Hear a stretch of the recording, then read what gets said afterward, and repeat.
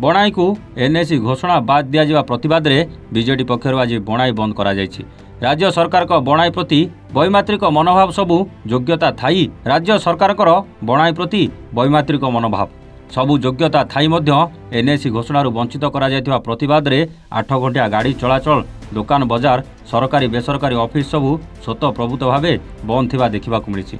पूर्वतन मुख्यमंत्री नवीन पट्टनायक बणाई को एनएसी घोषणा कर सारिथिबा सत्वे एबेकार सरकार वैमात्रिक मनोभाव रखी बणाई को उपेक्षा करिसेंति बोली दर्शाइछंती बणाईवासी। आज जो आंदोलन होउची एडा बणाई माटीर स्वाभिमान रो कथा। बणाई गोटे सब डिविजन हेडक्वार्टर किंतु ओडिशा रे एमती कोनोसी सब डिविजनल हेडक्वार्टर एनएससी घोषणा हैला बेलकू बणाई को आम ए सरकार वैमात्रिक मनोभाव पोषण करी आमको एनएससी डिक्लेयर रू बाद देइछंती। आमे तेणु ए स्वाभिमान रो कथा पाई आज विजु जनता दल तरफ आंदोलन डाकरा देइछु। आसंता दिन रे जदि आम कथा विचार को सरकार नियंती नाही ताहले आमे अर्थनैतिक अवरोध करिबु। हमर बणेरु जो 100 कोटी टंका सरकार पाउचंती ताको आमे बंद करबा पई बाध्य हेबो। एथि पई सरकार दायी रहबे। बणई घोषणा बणई को एनएससी घोषणा पूर्व सरकार पूर्वतन मुख्यमंत्री माननीय नवीन पट्टनायक कर सारी सी जो गुड़ाक करते से अधिकांश को विज्ञप्ति प्रकाश पाइला। प्रथम 12 तारिख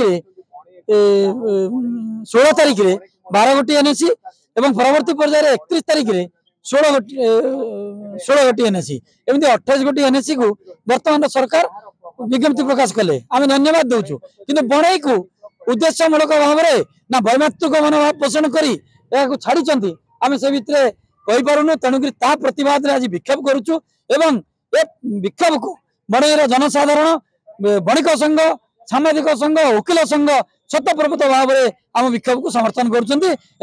दाबी रही खूब शीघ्र सरकार बणई को विज्ञप्ति प्रकाश करू एनएससी बाबद समस्त को लेकर अर्थनैतिक अवरोध कर अंचल समस्त कल कारखाना को बंद कर दिया।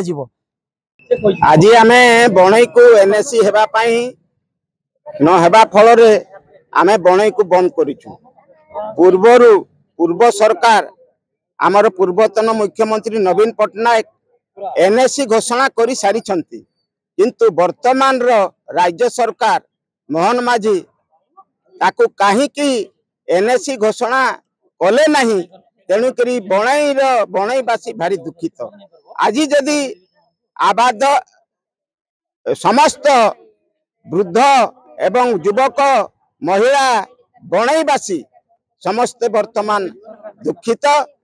आमर सब डिविजन बणई गोटे सब डिविजन बणई सब डिविजन रु बहुत अर्थ सरकार पाखक जाउछि।